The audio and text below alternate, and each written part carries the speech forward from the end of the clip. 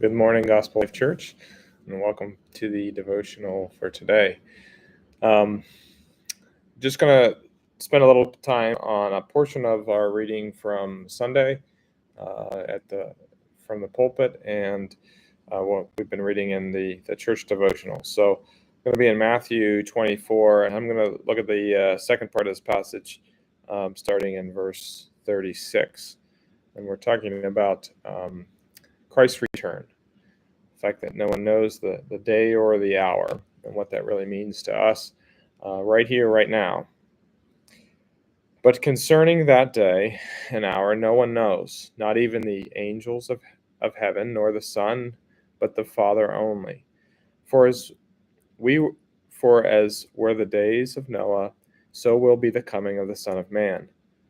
For as in those days before the flood they were eating and drinking, marrying and giving in marriage until the day when Noah entered the ark.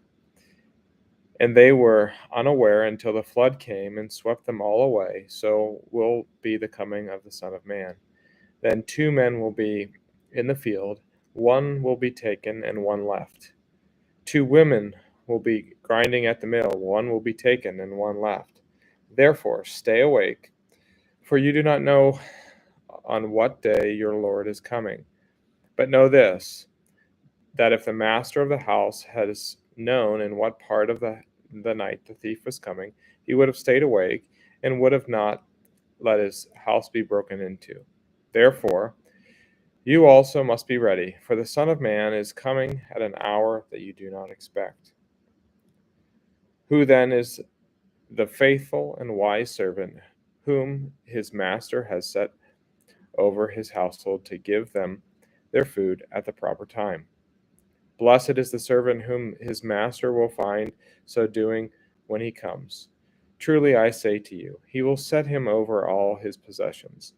But if that wicked servant says to him, my master is delayed, and begins to beat his fellow servants and eat and drinks with drunkards, the master of that servant will come on a day when he does not expect him, an hour he does not know, and he will cut him in pieces and put him with the hypocrites.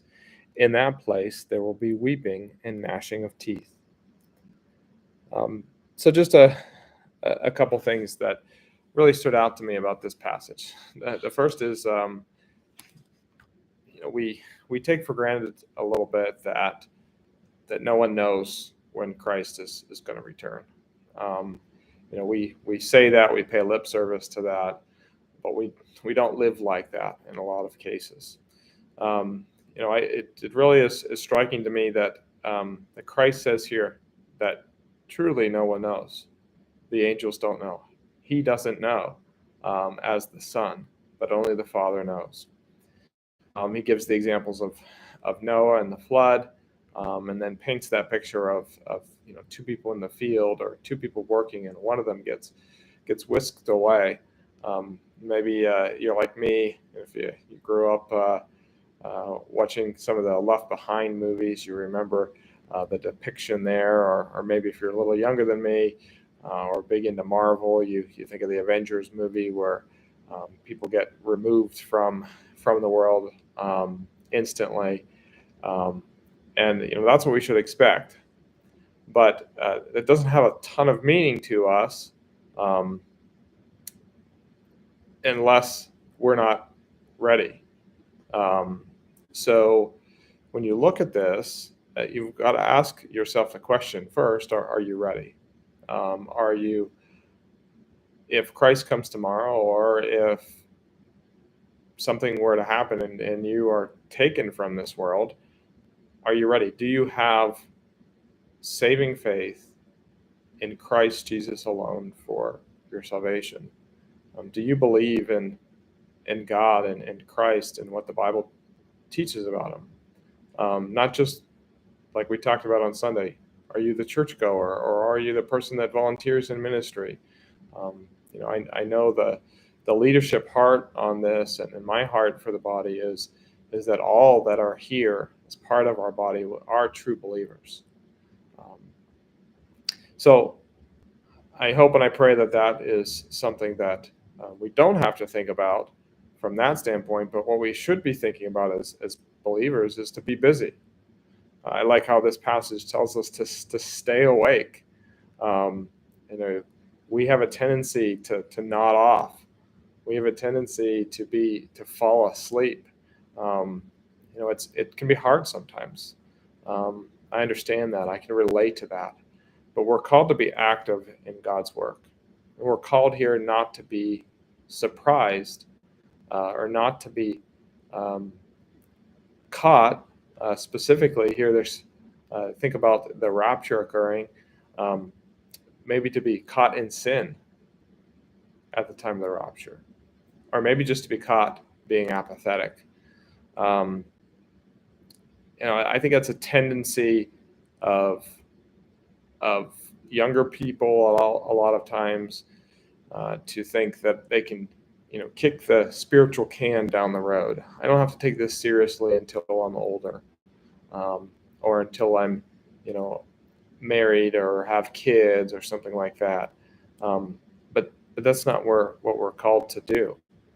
I like the reasoning that's given here in verse 46.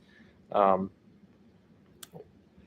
and we see here, blessed is the servant um, whom the master will find doing what he's supposed to be doing when he comes. There's reason given to us here that we will be blessed. There will be eternal reward. Now, there's also a reward here in this life for following Christ. There's joy.